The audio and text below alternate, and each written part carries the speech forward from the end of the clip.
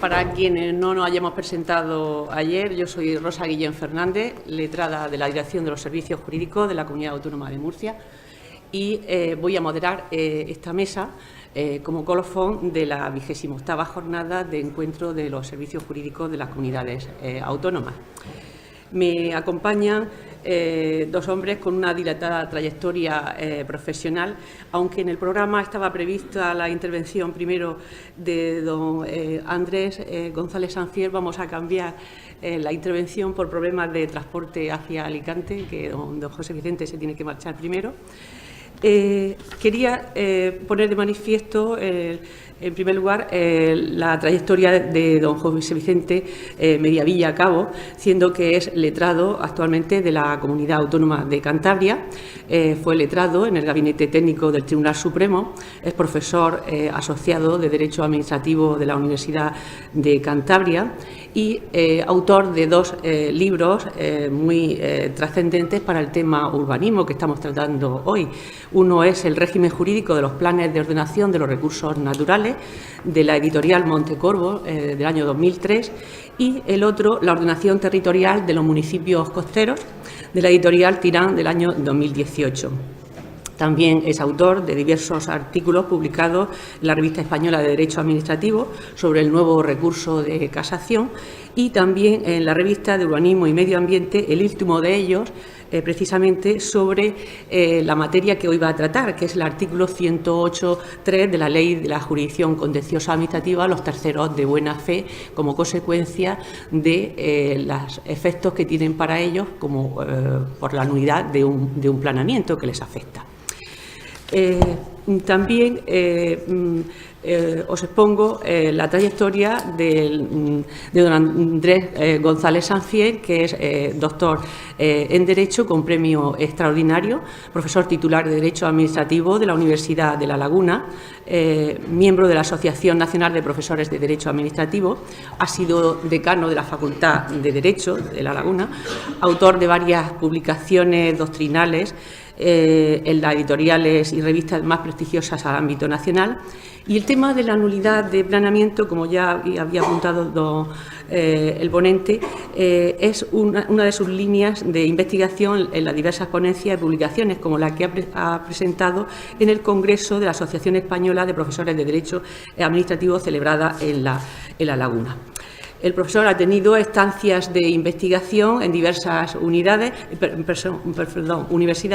como la de Bolonia, bajo la dirección del maestro Luciano Bandelli. Es miembro del equipo de dirección y profesor del Máster de Derecho Urbanístico de la Universidad de La Laguna y ha participado en el Comité Técnico de Expertos de la elaboración de la Ley del Suelo de la Comunidad de Canarias, así como el desarrollo reglamentario de la misma. En la actualidad es el investigador principal del proyecto nacional otorgado por la Agencia Estatal de Investigación denominado Nuevo Derecho Urbanístico. Quiero poner más de manifiesto que la temática de las dos intervenciones podemos situarla en el momento en el que el instrumento de planeamiento general de un municipio, de una entidad local, es declarado nulo por sentencia firme bien del Tribunal Supremo porque haya llegado a recurso de casación o bien del Tribunal Superior de Justicia correspondiente porque no se haya interpuesto dicho recurso. En ese momento en el que se produce la nulidad, surgen unas preguntas y unos interrogantes que yo quiero dejar aquí ya plasmados de principio, como son: ¿cómo actúo a partir de ese momento? Yo, administración local, ¿cómo actúo? ¿Cuándo? O sea, los plazos que tengo. ¿Y con qué instrumentos cuento a partir de ese momento para funcionar en mi municipio? Si a todos estos interrogantes entiendo que van a responder ellos en algunos apartados, pero lo que sí es claro es que la Administración tiene la obligación de ofrecer seguridad jurídica en todo su territorio, aunque le hayan anulado su plan general y se haya quedado sin ese plan general, y también seguridad jurídica a todos sus ciudadanos. Y para resolver la incógnita referida, por supuesto, no hay otra forma que indagar en los mecanismos que el ordenamiento jurídico vigente nos ofrece en ese momento. A este fin, por tanto, irán dirigidas las dos intervenciones y, sin más dilación, cedo la palabra a don José Vicente Mediavilla Cabo. Muy bien, pues muchísimas gracias y muy buenos días a todas y a todos. Debo de agradecer muy sinceramente a la Comunidad Autónoma de Murcia, a Joaquín y a Rosa, pues su invitación para participar en estas jornadas de letrados tan importantes para todos nosotros, y mi más sincero agradecimiento. He de decir que no he traído anchoas, como hace mi presidente, pero he traído, porque muchos de vosotros me habéis preguntado por las famosas jornadas de la Jurisdicción Contencioso Administrativo de Santander, del Palacio de la Magdalena, he traído los programas que os he dejado ahí en la esquina de la mesa, que son 9 y 10 de mayo, quiero recordar, para que conozcáis, y desde luego que estáis todos invitados y que nos honraráis con vuestra presencia. Hablar después de Rafael Fernández Valverde, pues es un auténtico hándicap, no cabe duda, porque él es el maestro y yo soy el de la cuadrilla, por así decirlo nada más, pero bueno, voy a ver si soy capaz de estar a la altura, porque además luego viene otro maestro y las evidencias, las notorias diferencias, pues van a resultar bastante evidentes. Bueno, se me encomendó en su día hablar de 3 temas, pero ya le dije a Rosa que es que en 20-25 minutos era imposible hablar de algún supuesto de nulidad de pleno derecho que hayamos tenido en Cantabria de instrumentos de planeamiento urbanístico, algo significativo, algo puntual. Hablar del 108.3, que me parecía, con la última jurisprudencia del Tribunal Supremo, algo interesante desde el punto de vista de derecho urbanístico, y también hablar de la responsabilidad patrimonial en materia urbanística, pues le dije a Rosa que desistía del intento. Digo, no soy capaz de sintetizar en 25 minutos esos 3 temas. Así que sí que me he comprometido a dar algunas pinceladas en relación a algún supuesto especial de declaración de nulidad, de hablar, como no, de la jurisprudencia del 108.3 y quiero comenzar mostrando mi parecer muy favorable a esa reforma de la que hoy nos ha dado cuenta Rafael Fernández Valverde. Tuve la suerte, o tengo la fortuna, de que fui rival político del entonces ministro Íñigo de la Serna, pero aún así somos amigos, y antes de que lo hiciera público el borrador de proyecto desde el Ministerio, pues intercambiamos impresiones, opiniones al respecto, y ya le dije que me parecía fantástico, porque era un intento de solucionar un problemón como el que acontece cada vez que se anula un instrumento de planeamiento urbanístico. Yo fui consejero de Ordenación del Territorio y Urbanismo durante 4 años en Cantabria, de la legislatura de 2003 a 2007. Luego tuve la fortuna de dejar de ser consejero de Ordenación del Territorio y Urbanismo y ser consejero de Presidencia y Justicia. Recuerdo que en los primeros meses de mi mandato como consejero, pues venían todos los alcaldes y todos entusiasmados que querían hacer un plan de urbanismo, y yo les animaba. Y fue tal la evolución que al final de la legislatura, cuando venía un alcalde que pretendía comenzar la tortuoso camino de elaborar un instrumento de planeamiento urbanístico general, pues yo le desanimaba. Digo, no sabes dónde te metes, no sabes dónde te metes, porque son, en el mejor de los casos, 6, 7, 8 años para llevar a cabo la aprobación definitiva, con muchísimos obstáculos, muchísimas dificultades, muchísimas presiones, que hay que ser conscientes de que existen presiones. Hablo de presiones legítimas, no me estoy refiriendo a las ilegítimas, de presiones legítimas en este tema, en este instrumento de planeamiento, y luego con la incertidumbre de a ver qué dice la Sala de lo Contencioso Administrativo del correspondiente TSJ, en ese caso de Cantabria, y luego a ver qué dice el Tribunal Supremo. 2 supuestos, voy a comenzar con 2 supuestos diferentes, diferenciados, de declaración de nulidad de instrumentos de planeamiento urbanístico, de planes generales de ordenación urbana en la Comunidad Autónoma de Cantabria. El primero de ellos es el del Ayuntamiento de Santander, que ha citado parcialmente el magistrado Fernández Valverde. El plan de Santander se anula por sentencia del Tribunal Supremo.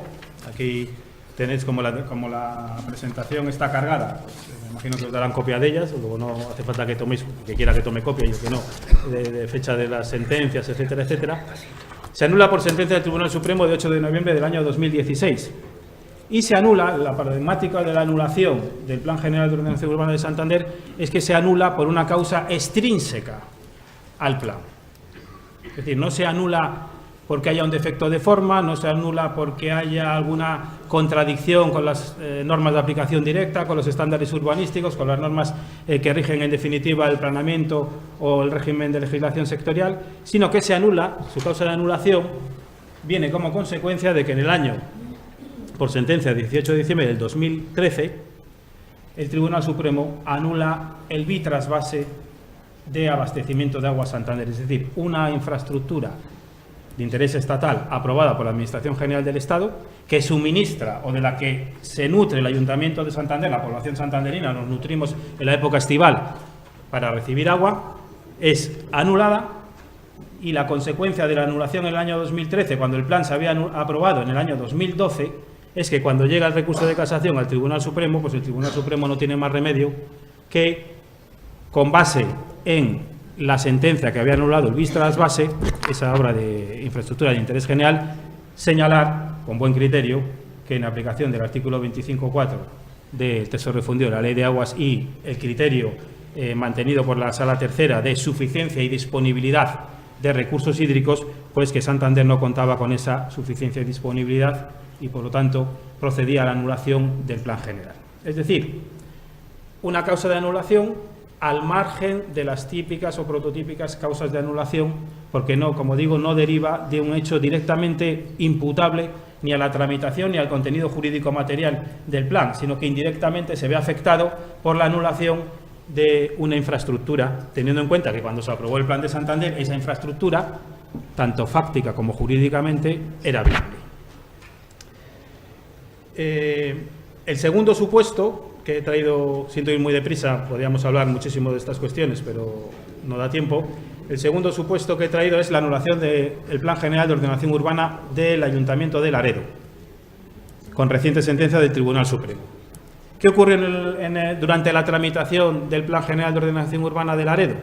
Pues ocurrió que es un plan, como todos los que con carácter general se producen, que tuvo una tramitación dilatadísima en el tiempo, creo recordar que fueron 9 años, desde el avance hasta la aprobación definitiva, con todo el conjunto de informes sectoriales tan engorrosos que supone la aprobación de un instrumento de planeamiento urbanístico, y era un instrumento que contaba con 2 informes de telecomunicaciones de la Secretaría de Estado de Telecomunicaciones, pero informes previos a la ley actual de telecomunicaciones, cuando se lleva a cabo la aprobación definitiva. Y entonces Vodafone y Telefónica, que no querían, entonces son detrás, luego conoces qué es lo que hay detrás, ¿no? de un recurso, porque a veces detrás de un recurso no es que haya el intento de cumplimiento de la legalidad, hay en algunas ocasiones hay intereses legítimos económicos. No querían hacer soterramientos por lo que supone eso desde el punto de vista económico, y entonces decidieron interponer recurso contra el plan de Laredo, que lo exigía en determinados aspectos. La Sala de lo Contencioso anula el plan con la teoría de que, al ser un instrumento de naturaleza reglamentaria, inexorablemente debe llevar a cabo la nulidad de pleno derecho. Nosotros, en el recurso de casación, intentamos ponerle un capote al Tribunal Supremo, ponerle delante el capote, de a ver si esa flexibilidad, esa interpretación que aludía antes el magistrado Fernández Valverde, pues entraba en relación a la interpretación del artículo 35 de la Ley de Telecomunicaciones, porque el artículo 35 de la Ley 9/2014 de Telecomunicaciones habla de la necesidad, lógicamente, del informe preceptivo de la Secretaría de Estado de Telecomunicaciones en relación a las redes de telecomunicaciones, con carácter vinculante, pero señala este párrafo que, a falta de solicitud del informe preceptivo, no podrá aprobarse el instrumento de planeamiento territorial urbanístico en lo que se refiere al ejercicio de las competencias estatales en materia de telecomunicaciones. Claro, la única forma de articular un recurso de casación que tuviera interés casacional objetivo con la formación de jurisprudencia era intentar hacer ver al Tribunal Supremo que la propia ley estaba limitando los efectos de la declaración de nulidad cuando existía la ausencia del informe de telecomunicaciones, porque se refiere, como veis, en lo que se refiere al ejercicio de las telecomunicaciones. Pues bien, el Tribunal Supremo ha dictado una reciente sentencia, 5 de febrero del año 2019, en la que no acepta, no entra a nuestro capote, también con buen criterio, a mi parecer. Una cosa es que yo defienda lo que me toca defender como letrado de una comunidad autónoma, otra cosa es lo que piense internamente, lógicamente, y señala que no es posible mantener la subsistencia del Plan General de Ordenación Urbana si no se cuenta con carácter previo con el informe preceptivo de Telecomunicaciones adaptado a la nueva Ley de Telecomunicaciones. ¿Por qué? Porque constituye una de las determinaciones mínimas que todo plan general debe contemplar y porque además tiene influencia sobre otras cuestiones urbanísticas directamente relacionadas, reguladas en el Plan General de Ordenación Urbana, de las que se tiene que valer para tener el pleno conocimiento en cuestiones sectoriales de dotaciones, de equipamientos que tienen una influencia directa con las redes de telecomunicaciones. Y entonces el Tribunal Supremo no acepta esa nulidad parcial que nosotros intentamos o que intente en el recurso de casación contencioso administrativo. Como veis, la primera de ellas, una causa extrínseca al procedimiento, en este caso a la justificación material, y en cambio el segundo, el de Laredo, pues una causa derivada de la dificultad a veces de articular durante 9 años de procedimiento administrativo la existencia de todos los informes preceptivos, porque muchos de ellos, como sabéis, se tienen que reiterar: informe de aguas, de costas, de montes, de espacios naturales protegidos, la declaración ambiental estratégica, es decir, ese galimatías que hacía mención antes el magistrado Fernández Valverde, que dificulta mucho el ámbito urbanístico. Bueno, la segunda cuestión que quería tocar era el artículo 108.3, iba a decir famoso, pero importante, que se introdujo en el año 2015 en la Ley de la Jurisdicción Contenciosa Administrativa con nocturnidad. Hay que reconocerlo, que se introdujo con nocturnidad, no sé si con alevosía, y que fue objeto de aplausos por parte de todas las coordinadoras de afectados de terceros con sentencias de derribo, es decir, de personas que están sufriendo auténticos dramas familiares a lo largo de toda la geografía española. Porque claro, tú compras una casa confiado en que tienes una licencia, en que está inscrita en el registro de la propiedad, con todos los parabienes, y luego al cabo de 5 o 6 años te encuentras con una sentencia que no solo anula la licencia, sino que ordena el derribo o la demolición de tu vivienda. Imaginaros la sensación de zozobra que tienen esas personas, ¿no? Entonces, en Cantabria ese es un problema heredado desde hace muchos años, pues tenemos sentencias del año 1993, aún sin ejecutar, y aquí hay que dar, pues, las gracias al Poder Judicial, en el sentido de que está siendo muy sensible a la hora de llevar a cabo la ejecución de este tipo de sentencias, porque plantean grandes problemas. Y el artículo 108.3, pues como digo, se recibió muy alegremente por parte de estos propietarios afectados, porque consideraban que a partir de ese momento no se podía llevar a cabo el derribo de sus viviendas sin que previamente se les hubiera indemnizado. El Tribunal Supremo tenía fijada y tiene fijada una jurisprudencia muy consolidada, en el que uno de los requisitos de toda responsabilidad patrimonial es que el daño sea efectivo, y lógicamente la efectividad del daño se produce con la demolición, y por lo tanto, hasta que el daño no sea efectivo, sin perjuicio de que la Administración puede tramitar los expedientes de responsabilidad patrimonial, no está obligada a ello, porque no existe la efectividad del daño.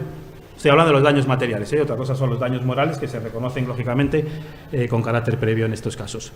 Bien, pues este artículo 108.3 planteaba la incógnita de que si efectivamente los incidentes de ejecución de todas estas sentencias en los que existían terceros de buena fe, en la mayoría de las cuales existen terceros de buena fe, terceros adquirentes de buena fe, se podía llevar a cabo la demolición efectiva de las viviendas sin que estas personas hubieran sido indemnizadas con carácter previo. El artículo, si veis la redacción del mismo, no es muy afortunada, porque si verdaderamente la intención del legislador era esa, lo tenía que haber plasmado de mejor modo y manera, pero señala que el juez del tribunal, en los casos que además de declarar contra la normativa la construcción de un inmueble, ordene motivadamente la demolición del mismo, y salvo que una situación inminente de peligro lo impidiera, exigirá la prestación de garantías suficientes para responder del pago de las indemnizaciones debidas a terceros de buena fe. Y ahí es donde estaba la clave de la interpretación. Es decir, oiga, ¿qué significa indemnización debida? ¿Significa que yo tengo que garantizar lo que ya es una indemnización vencida, líquida y exigible? Es decir, que con carácter previo a la demolición se tiene que haber cuantificado quién es el importe de la indemnización y a quién tiene la condición de acreedor, por eso es debida, o debida significa otra cosa en este artículo. Bien. Nosotros, desde Cantabria, interpusimos una batería de recursos de casación que fueron admitidos por la sección de admisión, por la sala de admisión, por la sección primera, en el sentido de hacer una interpretación conforme a lo que considerábamos que era el propósito del legislador, mejor o peor plasmado, a mi juicio peor plasmado, pero lo que era el propósito, a lo que fue el propósito del legislador en el año 2015. El antecedente del artículo 319.3 del Código Penal, que se había aprobado recientemente. Como digo, se introdujo ese artículo de forma, en último momento de la tramitación parlamentaria, a través de 2 enmiendas, y la única motivación de una de las enmiendas era mejora técnica en aras de fomentar la seguridad jurídica, el tráfico jurídico, para proteger el derecho de propiedad, de igual forma que lo había establecido el artículo 319 del Código Penal, a los terceros de buena fe. El preámbulo de la ley 7 de 2015, la Ley Orgánica 7 de 2015, recuerdo que es la que modifica el sistema casacional. Introduce también ese artículo, la Ley de la Jurisdicción Contenciosa Administrativa, omite cualquier referencia a este precepto, lo cual pues hubiera sido, desde el punto de vista interpretativo, beneficioso para el operador jurídico, ¿no? Y el Tribunal Supremo, lógicamente, se ve obligado a dictar jurisprudencia en relación a este precepto, porque claro, al ser un precepto novedoso, pues no existía, lógicamente, jurisprudencia al respecto. Pues bien, 2 sentencias con carácter previo a las que abordan directamente el artículo 108.3, 2 sentencias dicta el Tribunal Supremo. Una la tenéis aquí, de 21 de septiembre del año 2017, ponente César Tolosa Triviño, que además es un magistrado que conoce muy bien la problemática en Cantabria, porque fue presidente de la Sala durante muchísimos años. En esta primera sentencia se empiezan a decir cosas interesantísimas. En primer lugar, que el artículo 108.3 es de aplicación en cualquier incidente de ejecución de sentencia en materia urbanística que ordene a la sentencia directa o indirectamente la demolición del inmueble. Sea la sentencia de la fecha en la que sea.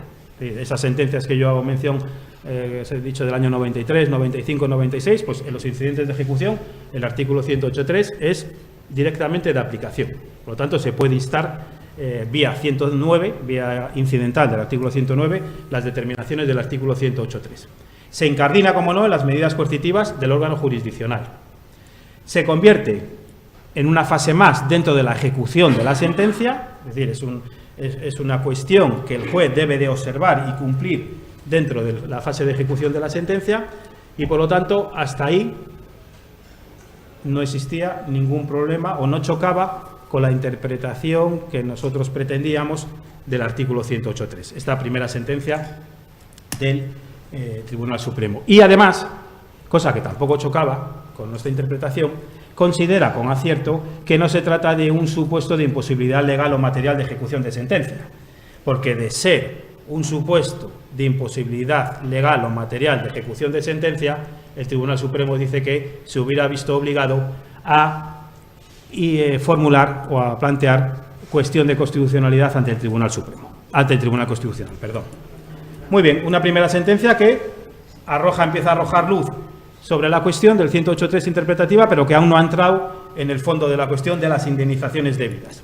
Un segundo precedente, sentencia 4 de diciembre del año 2017, ponente don Rafael Fernández Valverde, da un poco de rubor explicar una sentencia cuando está el ponente delante, pero en el tema del algarrobico, y que concluye que 108.3 se incardina dentro de la vía incidental, se puede plantear del artículo 109, que la vía incidental del artículo 109, aparte de alegaciones, permite la apertura de un periodo probatorio, cosa que es importantísima a la hora de dar cumplimiento al artículo 108.3, y que respecto de la condición de tercero de buena fe ya empieza a establecer algún criterio de quién se considera tercero de buena fe a estos efectos, y empieza a señalar que es un concepto mucho más omnicomprensivo que el tercero del artículo 34 de la ley hipotecaria, y que habrá que establecer en ese procedimiento incidental verdaderamente quiénes son los terceros de buena fe.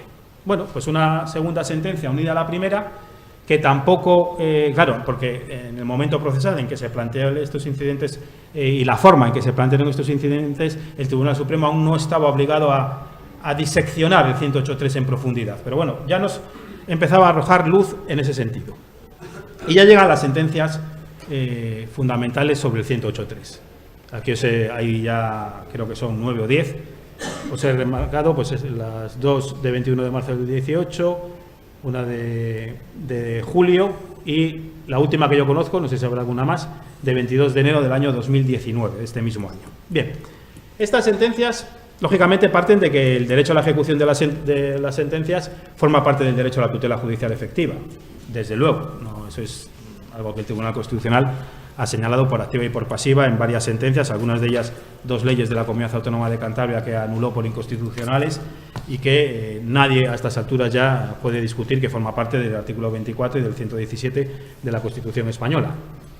Que empieza ya a señalar el Tribunal Supremo en este conjunto de sentencias que hay que tener en cuenta para interpretar ese concepto de indemnizaciones debidas, que en el proceso principal lo que se ha ventilado, que no es poco, ha sido la legalidad o no de la actuación administrativa vinculada a la licencia o a la adaptación de gestión urbanística. No se ha ventilado ni se han formulado pretensiones en relación a la supuesta o inexistencia de responsabilidad patrimonial de la Administración pública derivada de la anulación del título administrativo, ya sea por la anulación del planeamiento urbanístico, del estudio de detalle o de la propia licencia. Ya empieza el Tribunal Supremo a fijar criterio. Por lo tanto, empieza a matizar el ámbito en el que se mueve el 108.3 dentro del proceso de ejecución de sentencia. Ámbito subjetivo de aplicación. El Tribunal Supremo en estas sentencias hace un esfuerzo y reconoce la dificultad de señalar expresamente quién tiene la condición de tercero de buena fe, pero empieza a matizar. Consolida ese primer criterio de la sentencia de la ponencia de Rafael Fernández Valverde de que es tercero de buena fe aquel que se vea perjudicado por la demolición, lógicamente, superando el concepto de tercero hipotecario del artículo 34 de la ley hipotecaria y que pueda tener derecho a una indemnización derivada de esa anulación de la actuación judicial y de la subsiguiente demolición. Por lo tanto, un concepto amplio y que hay que ir caso a caso para conocer si efectivamente tiene la condición o no de tercero de buena fe. Pero ya empieza a fijar reglas amplias, pero que delimita, y delimita señalando que el promotor de la licencia en ningún caso tiene la condición de tercero de buena fe, porque puede haber sido parte en el proceso principal y por lo tanto no es un tercero ajeno a lo que haya acontecido en el proceso principal en el que se ha anulado la licencia y se ordena la demolición. Por lo tanto, el promotor no tiene la condición de tercero de buena fe. Y hay otra sentencia que, por ejemplo, la entidad financiera que ha concedido el crédito hipotecario tampoco tiene la condición de tercero de buena fe. O sea, que va limitando con un carácter amplio, pero no que quepa todo, la condición de tercero de buena fe. Delimita, después del ámbito subjetivo, en qué consiste la obligación. Se trata de una obligación de hacer que incumbe al órgano jurisdiccional, que es que se presten las garantías suficientes para que cuando en el presente o en un futuro un tercero de buena fe tenga el derecho a la indemnización, efectivamente esa indemnización esté previamente garantizada por, en este caso, la administración responsable del perjuicio irrogado. Por lo tanto, actúa dentro del procedimiento de ejecución a modo de condición suspensiva, pero no de fijación de las indemnizaciones, sino de constitución de las garantías.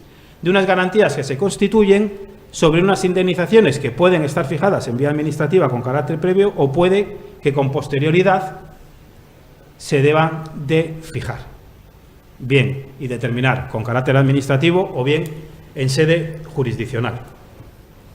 Por lo tanto, esta obligación de garantizar en este compendio jurisprudencial se configura como una especie de justicia tutelar cautelar. Es decir, ante la probabilidad, ante la probable existencia de futuras indemnizaciones, yo, órgano jurisdiccional, tengo la obligación de que se garantice el importe de esas indemnizaciones. ¿Y cómo se garantiza el importe de unas indemnizaciones que no están previamente determinadas?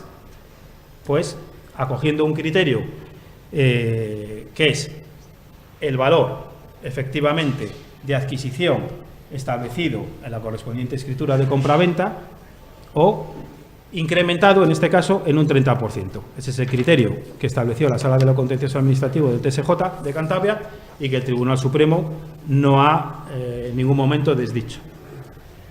Rechaza expresamente que las indemnizaciones debidas signifique indemnizaciones previamente fijadas, previamente establecidas, y concluyen fijando este conjunto de sentencias jurisprudencia que aquí os resumo en este párrafo, que es bastante clarificador en ese sentido del tribunal, de estas sentencias, que vienen a decir lo que os he intentado trasladar así a vuela pluma. Y claro, la pregunta que nos hacemos con posterioridad a esta jurisprudencia del Tribunal Supremo, a mi juicio acertada, es decir, yo he formulado los recursos de casación, he tenido la suerte de celebrar vista, que es algo bastante yo creo que positivo para un letrado estar en el Tribunal Supremo delante de 8 magistrados del Tribunal Supremo explicando una interpretación de un precepto jurídico novedoso. No me han dado la razón, pero aún así uno siente gran satisfacción de haber podido participar. ¿Verdaderamente la interpretación dada por el Tribunal Supremo protege a los terceros de buena fe? ¿Qué era lo que intentaba el legislador? La respuesta es, a mi juicio, y con todo el respeto al Tribunal Supremo, porque además, insisto, la interpretación que hace el Tribunal Supremo, digo que es la correcta, no es culpa del Tribunal Supremo. El Tribunal Supremo ha interpretado un precepto, como siempre se debe de hacer, con base en la legalidad vigente. Yo creo que el legislador intentó o vendió, entre comillas, una cosa a unos cientos de personas o miles de personas afectadas, pero en realidad no plasmó adecuadamente lo que quizás verdaderamente quiso o quería llevar a cabo. ¿Y por qué digo que no se protege con el 108.3? Olvidémonos de la jurisprudencia. ¿Por qué el 108.3 no protege verdaderamente a los terceros de buena fe?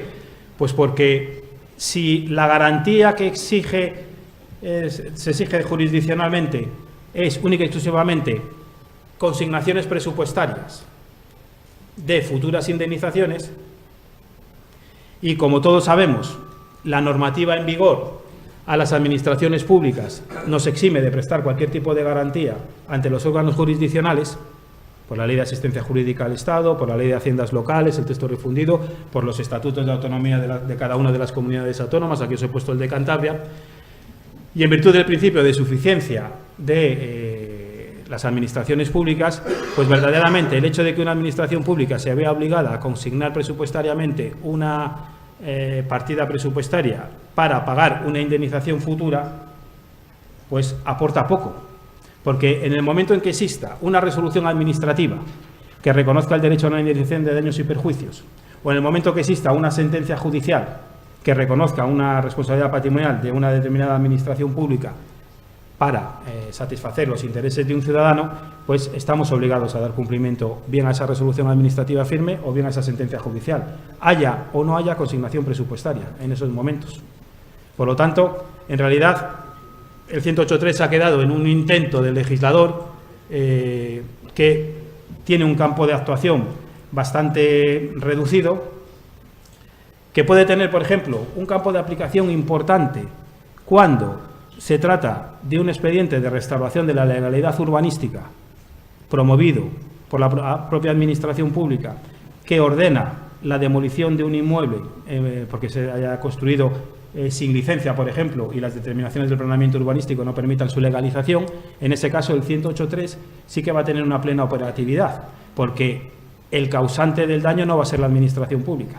El causante del daño va a ser el que haya llevado a cabo esa edificación sin licencia, sin autorización administrativa. Y por lo tanto, ahí sí que el 108.3, obligando a esa garantía previa por parte del causante del daño, que en ese caso no va a ser la Administración Pública, sí que va a tener una plena efectividad. Pero bueno, esos supuestos no son la mayoría en supuestos de restauración de legalidad urbanística o de infracciones urbanísticas, y no sé si asistiremos a un cambio legislativo o se mantendrá así la normativa, y por lo tanto con la jurisprudencia ya consolidada de la Sala Tercera del Tribunal Supremo, pues el juego que va a dar es el de justicia tutelar cautelar, que bueno, no añade gran cosa, pero tampoco está mal que una persona que en un futuro tenga derecho a una indemnización pues sepa que hay una consignación presupuestaria por ahí que va a satisfacer la misma, sea cuando sea, porque además este tipo de indemnizaciones, pensemos que, por ejemplo, se ordena la demolición y se lleva a cabo la demolición de un inmueble y con posterioridad ese ciudadano tiene que instar un procedimiento de responsabilidad patrimonial.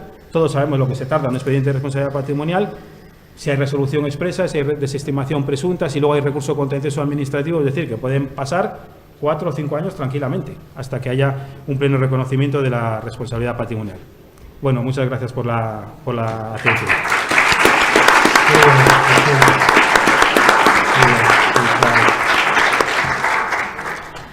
Bueno, pues damos paso entonces a la intervención del siguiente ponente, que es don Andrés González Sanfi.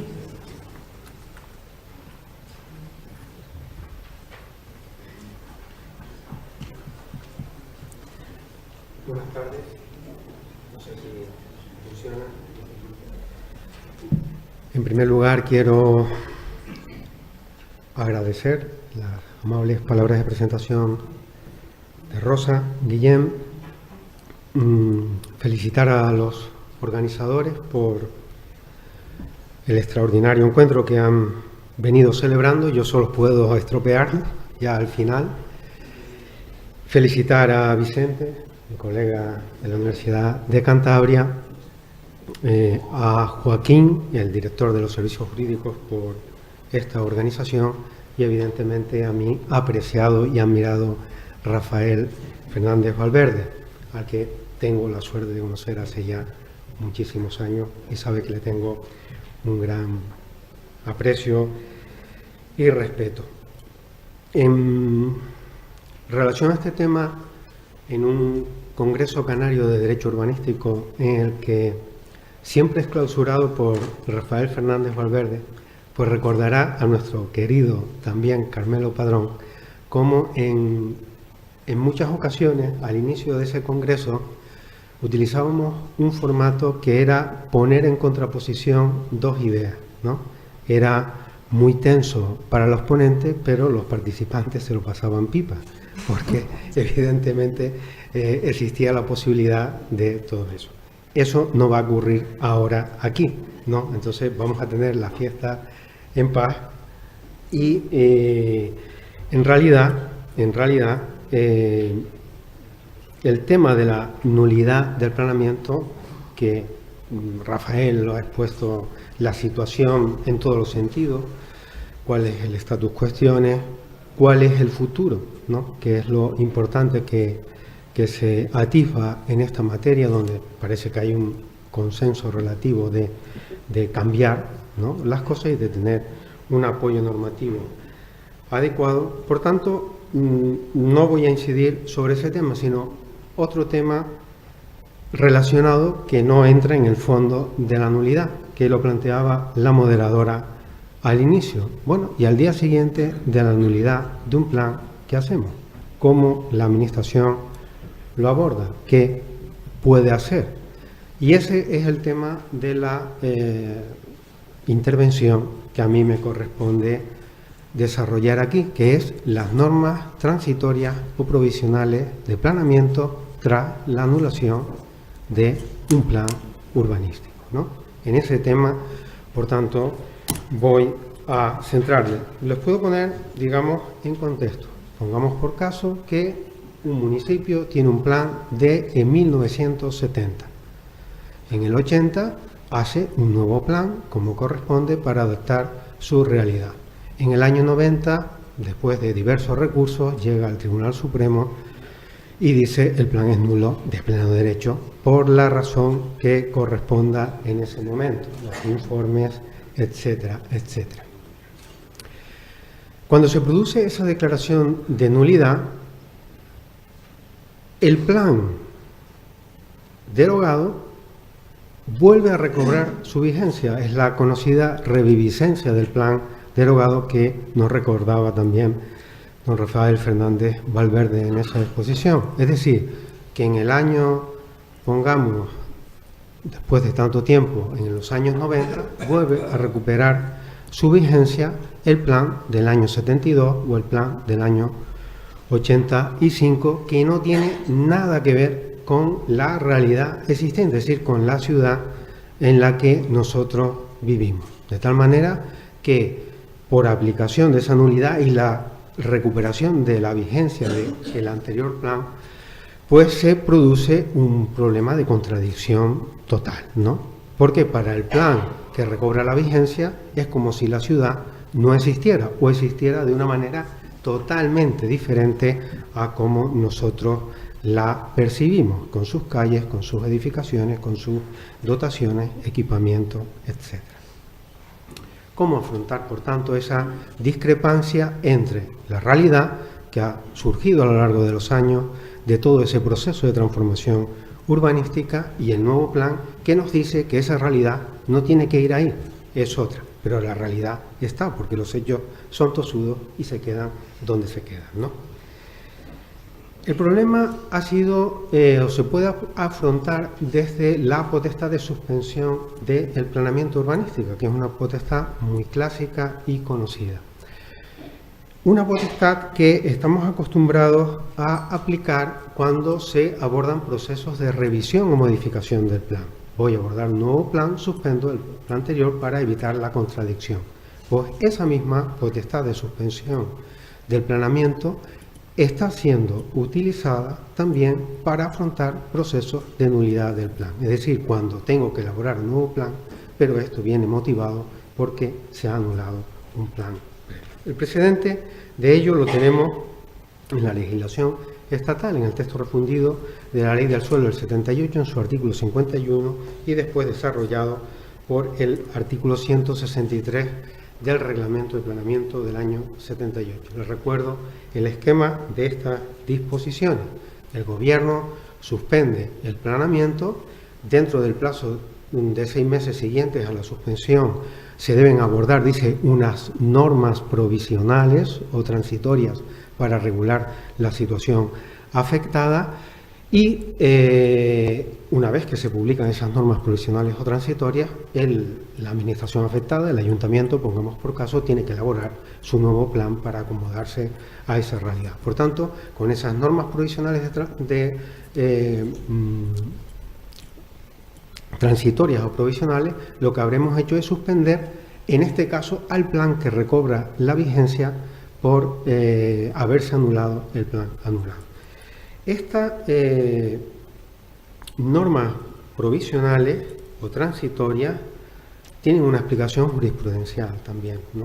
El Tribunal Supremo ha dicho que es una medida excepcional, cautelar, que esas normas provisionales o transitorias, después de la suspensión, cumplen una función de lo que la doctrina italiana llamaba los planes reducidos o los planes menores, pero que actuaban como auténticas disposiciones administrativas generales, actuaban como auténticos planes, por tanto con toda la capacidad del plan al que pretenden sustituir. En el caso de un plan general, podían clasificar suelo, podían alterar la clasificación o el régimen jurídico de las normas que quedaban suspendidas, es decir, tenían la capacidad para comportarse como el plan al que sustituían. Esta idea ha sido también utilizada, repito, en los supuestos de anulación de planes. ¿Por qué? Porque lo que está encerrado en el uso de estas normas provisionales, suspendo para ordenar provisional o transitoriamente, es evitar lo que la propia jurisprudencia llama los efectos negativos o los efectos perversos que se podrían generar si el plan vuelve otra vez a adquirir su vigencia. ¿Por qué? Porque esa ordenación está obsoleta, es anacrónica, no tiene nada que ver con la realidad a la que pretende hacer frente. También la jurisprudencia nos dice que esas normas provisionales o transitorias tienen una vigencia indefinida como la tendrían el resto de planes. Por tanto, estarán en vigor hasta que se apruebe el nuevo planeamiento.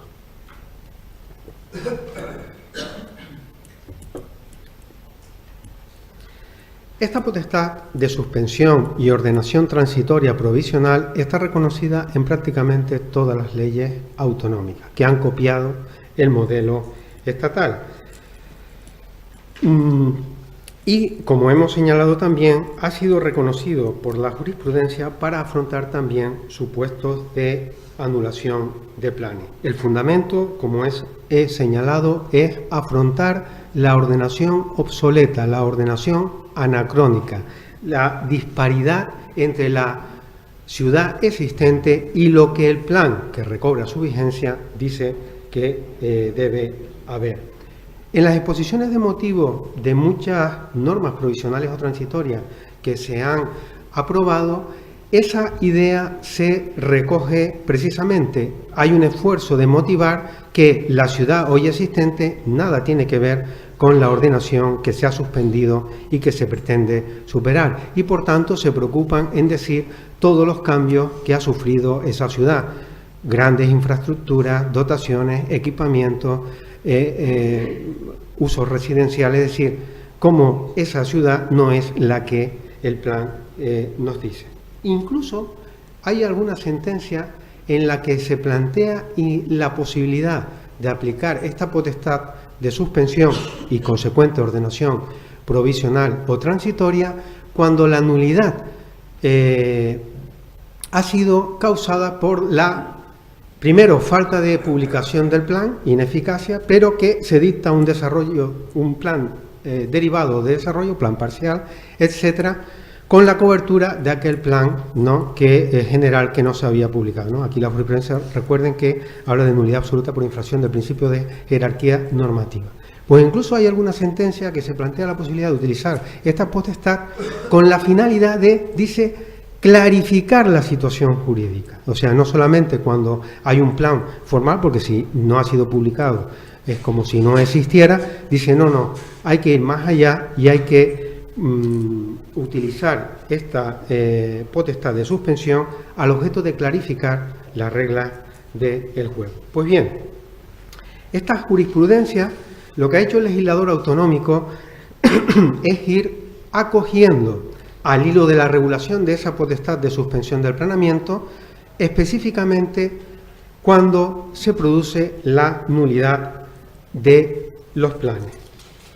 Lo hace, por ejemplo, la legislación gallega en una importante reforma que ha tenido lugar en el año 2017, ¿no?, que regula todo, normas provisionales, ¿no?, y le da en una es una ley de medidas administrativas fiscales, por tanto queda ahí un poco, no es visible, no es la legislación, pero hace una regulación muy exhaustiva, muy detallada de esta figura, no sin algún problema. Pero les leo, por ejemplo, algo que aparece referenciado en las exposiciones de motivos, ¿no? Estas medidas establecidas serán de aplicación en aquellos supuestos en los que la declaración de nulidad de todo o parte de un instrumento de planificación urbanística suponga que recobre su vigencia un instrumento de planificación anterior, y a ese instrumento de planificación anterior dice que recobra su vigencia, hay una obsolescencia sobrevenida de todo ese marco normativo debido a la entrada en vigor de esa medida. Otras leyes antes ya lo habían planteado, ¿no? La legislación valenciana también había dicho que la potestad de suspensión procedía cuando, por ejemplo, se haya suspendido o anulado en su eficacia el planeamiento. Y más adelante, por ejemplo, la legislación balear también se ha modificado, permitiendo a los ayuntamientos solicitar al gobierno que suspenda también el plan que recobra su vigencia en los supuestos de nulidad. Por tanto, tenemos un escenario donde la propia jurisprudencia admite que se pueden utilizar la potestad de suspensión y las normas provisionales o transitorias subsiguientes para afrontar la nulidad, y vemos cómo en los últimos años, ¿no?, el legislador autonómico hace referencia de distintas maneras o con distinto alcance a estas situaciones. ¿Qué naturaleza tienen estas normas provisionales o transitorias? Si hacemos caso a lo que nos dice la jurisprudencia, son auténticas disposiciones administrativas de carácter general, son auténticos planes, tienen esa capacidad de ordenación, al igual que lo tienen el instrumento al que sustituyen. Da igual, por tanto, si es un instrumento de ordenación urbanística, territorial, ambiental o un instrumento de la ordenación sectorial. Por ejemplo, en Canarias se ha utilizado esa potestad para adaptar la planificación hidrológica por no cumplir los plazos, ¿no?, que Europa exige para adaptarse al planeamiento, y esto es planificación sectorial, ¿no? Ahora bien, hay algunas leyes que, al hilo de la regulación de esta materia, plantean algunas dudas también sobre la naturaleza, porque les niegan precisamente la calificación de planes o de instrumentos urbanísticos, ¿no? En realidad, esta negación así categórica de esa naturaleza de norma, de plan, de instrumento de ordenación, como quieran denominarlo, viene motivada fundamentalmente por dos circunstancias. Una es el tema de la evaluación ambiental estratégica, es decir, bueno, si no son planes, no los someto a evaluación ambiental estratégica, y otra puede ser bien condicionada también por el contenido, es decir, como un contenido mínimo, un contenido indispensable, no es todo lo que dice el plan, ¿no? Y además tiene vocación provisional o transitoria, no lo voy a calificar como plan. Ya veremos que estas ideas en realidad no tienen sentido, ¿no? Pero lo veremos más adelante. ¿Cuál es el contenido? ¿Cuál es el alcance? ¿Qué pueden hacer unas normas provisionales o transitorias? Aquí podemos destacar dos modelos. El modelo clásico tradicional que deriva de la legislación estatal, el artículo 51 del texto refundido de la Ley del Suelo del 76, copiado y asumido por la mayoría de las comunidades autónomas, donde en realidad puede abarcar el contenido de cualquier plan al que sustituyen. En el Plan General de Ordenación clasifica, modifica, da el régimen jurídico adecuado, es decir, todo lo que podría hacer el plan. Ahora bien, una cosa es que estas normas transitorias provisionales puedan hacer eso y otra que desde el punto de vista de la conveniencia y oportunidad deban hacerlo, porque si no pueden perder su naturaleza provisional o transitoria, ¿no? Ese es otro tema que hay que dejar apuntado.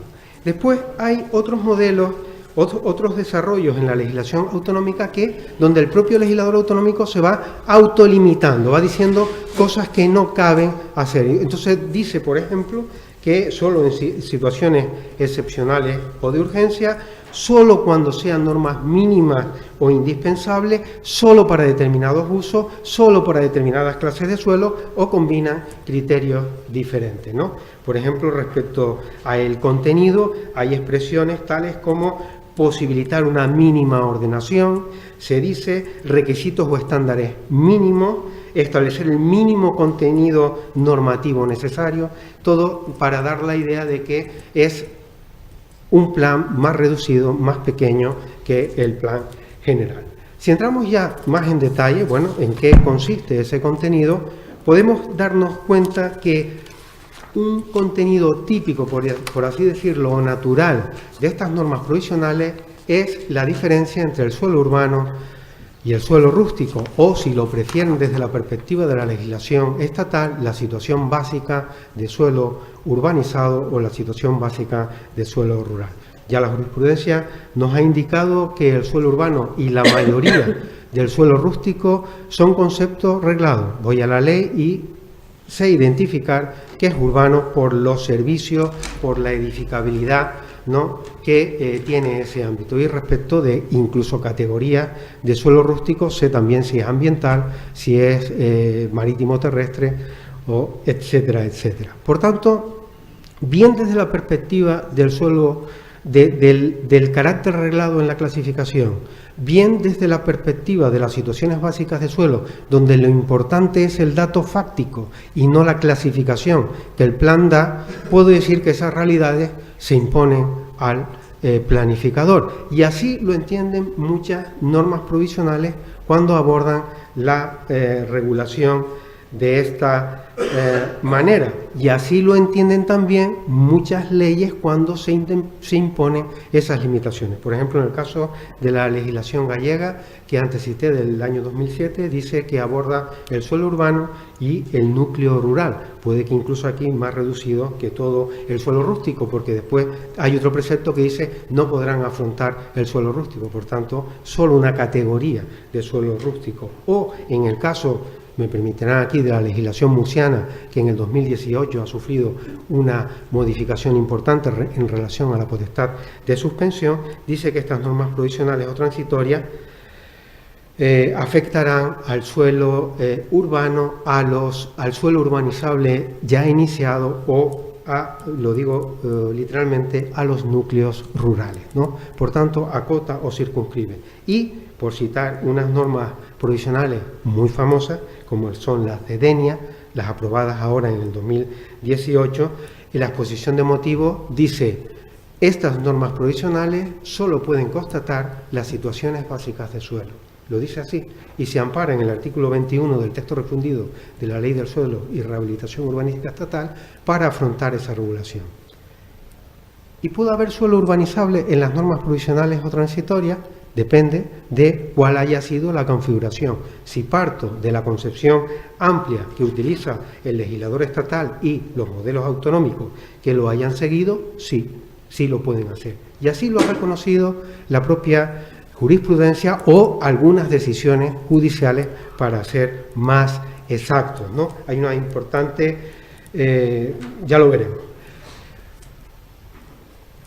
Suelo urbanizable en esa concepción amplia, y en el modelo restringido, algunas leyes autonómicas lo que hacen es decir supuestos en los que procedería que esas normas provisionales o transitorias puedan clasificar o incorporar suelo urbanizable. Y lo que hacen es establecer distintos criterios. Por ejemplo, si los procesos ya están iniciados, es lo que hace, por ejemplo, la legislación murciana tras la reforma del año 2018.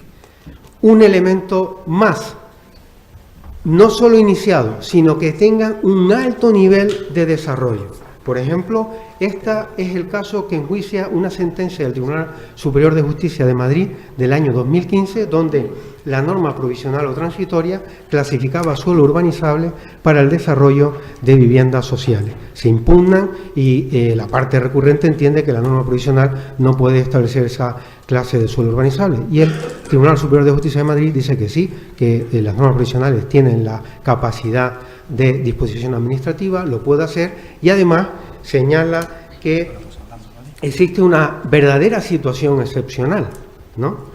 Que era la frustración de no poder ejecutar en su caso esa promoción de vivienda de protección oficial, que es lo que pasaría si la norma, digamos, anterior recobrara su vigencia. También algunas leyes autonómicas van en esta línea de alto proceso de ejecución del planeamiento. Lo hace la legislación gallega cuando exige que se hayan cumplido los deberes de cesión y además el instrumento de distribución deba estar aprobado, y aparecen, por ejemplo, otros criterios como el de la cobertura para determinados usos de interés público.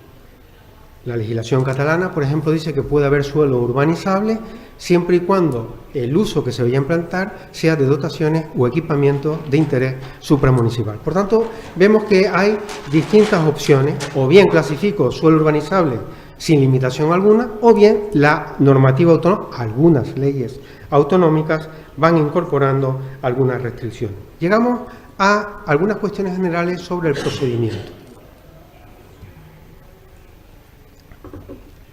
¿Qué reglas de procedimiento habrá que seguir en estas normas provisionales o transitorias? Recuerdo igualmente cuál era el modelo de la legislación estatal que deriva, ¿no? El Gobierno suspende, en el plazo de 6 meses dice debe abordar una aprobación, una normativa provisional, pero debe dar audiencia a los municipios afectados, debe hacer información pública y finalmente publicar en el boletín oficial esas normas. Este esquema básico, digamos que lo repite toda la legislación. ¿Son estos los únicos trámites que hay que cumplir? Evidentemente no.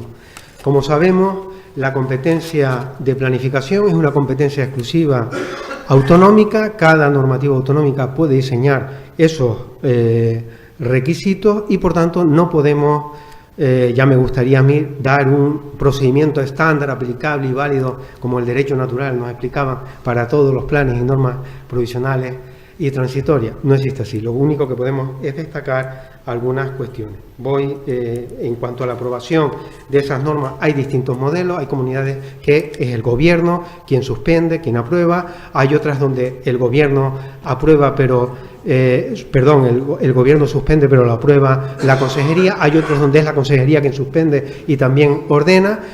En los archipiélagos se admite también que el Consejo Insular o los cabildos lo hagan, y en algún caso, lo que menos, se permite que los municipios...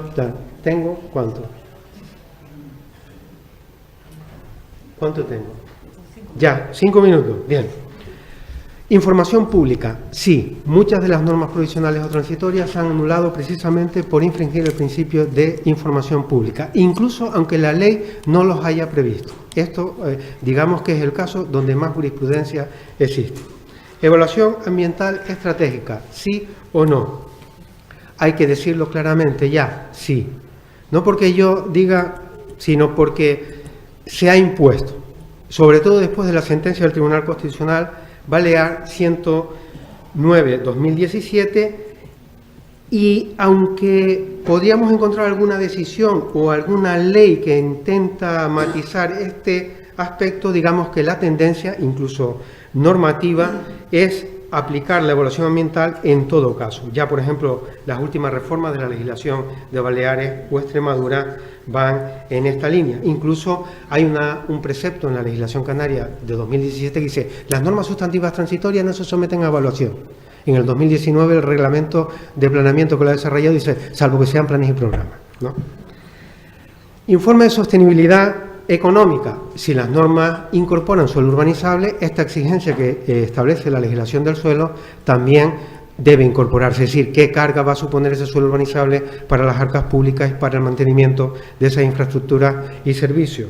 Resumen ejecutivo: si las normas urbanísticas transitorias implican un cambio, suspensión de algunos ámbitos, cambio de clasificación, al ciudadano hay que darle una mínima información accesible, comprensible, todo lo comprensible que pueda ser el derecho urbanístico para que entienda ese cambio. Informes preceptivos, talón de Aquiles del planeamiento urbanístico, se anula en los planes por cualquier informe. Pues aquí también serán exigibles. ¿Cuáles? Los comunes y los que por razón del contenido sean necesarios. En estos informes hay que recordar que la jurisprudencia destaca fundamentalmente la importancia en dos momentos: el de consulta en el procedimiento de evaluación ambiental y con carácter previo a la aprobación definitiva. Y aunque haya que repetirlo siempre, hay una sentencia muy conocida y famosa del Tribunal Supremo sobre la plataforma logística del sur de Tenerife, el puerto de Granadilla, donde el que quiera ver un repaso de todos los informes que se han incumplido puede leerse esa sentencia del Tribunal Supremo. Y después la ley puede incorporar otros requisitos, como por ejemplo los estudios previos en la legislación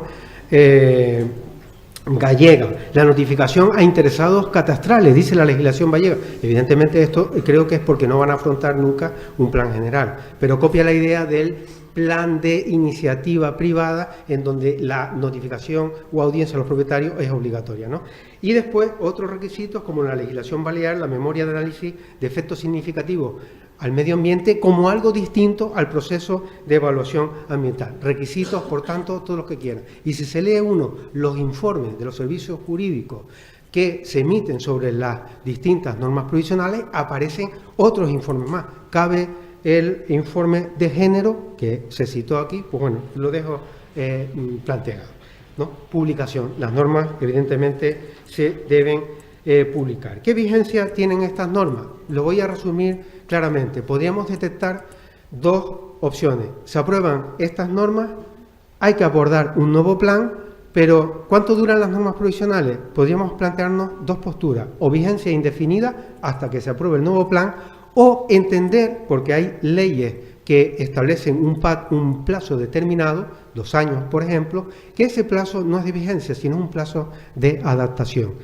O bien hay alguna ley en concreto que dice que ese plazo es de vigencia, inexcusablemente tendrá la vigencia. Bueno, pues habrá que ver también cómo la legislación se pronuncia. Estas normas provisionales o transitorias, y con ello estoy acabando para que no me llame la atención desde la mesa presidencial, diré que como se dictan a consecuencia de la nulidad de un plan, en ejecución de sentencia podrán plantearse los problemas de ejecución de los planes, en concreto el artículo 103.4, que dice que es nulo no aquello que se dicte con finalidad fraudulenta. ¿Toda norma provisional o transitoria va a ser fraudulenta? No, porque se admite que se utilice, pero habrá que ver cómo se pronuncia el fallo, la sentencia, para determinar. Aquí se plantea, por ejemplo, el problema fundamental es cuando se reproduce o se intenta reproducir sin más todo el plan anulado en la norma provisional. Pues eso, digamos que canta muy mal. Recapitulo y, digamos, Cierro. Normas provisionales, transitorias, que afrontan los supuestos también de nulidad del plan, 2 modelos, amplio o restringido, según la comunidad que los haya establecido. No existe un procedimiento externo aplicable para todo. Estamos ante el mismo problema que suscitaría la aprobación de cualquier instrumento de ordenación. ¿Qué trámites son exigibles? Pues desgraciadamente no tenemos respuesta para ello. Eso sí, cuanto más ambiciosas y complejas sean las normas transitorias y provisionales, más requisitos formales y más tardaremos en afrontar la solución que pretendemos abordar. Enjuiciamiento desde la perspectiva de la ejecución de la sentencia, normas provisionales para abordar y redactar un nuevo plan, porque hay que redactar un nuevo plan, y en definitiva, verdaderamente las normas provisionales pues no son la panacea ni la solución, porque no abordan el problema de fondo, que ya sabemos que es la nulidad del planeamiento, ¿no? Y por tanto toda esa construcción que ha derivado en la situación tan grave a nivel nacional en la que nos encontramos. Por tanto, las normas provisionales, como cualquier otro instrumento de ordenación, pueden ser anuladas. De hecho, son anuladas en la realidad, y si no, el caso paradigmático de las normas de Denia, ¿no?, que se han aprobado distintas, se han anulado, y ahora tenemos estas finales de 2018, pero claro, llega el alcalde y dice que las va a impugnar también. Muchas gracias.